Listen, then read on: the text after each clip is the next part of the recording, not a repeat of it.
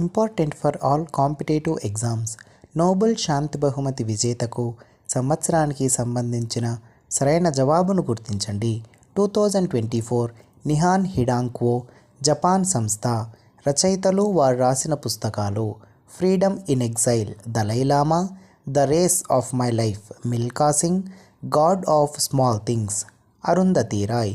Digital పరికరాలను ఎక్కువగా ఉపయోగించడం వల్ల మెదడు అవసరానికి మించి ప్రేరేపితం కావడాన్ని పాప్కార్న్ బ్రెయిన్ అని పేరు పెట్టిన అమెరికన్ శాస్త్రవేత్త డేవిడ్ ఎం. లెవీ.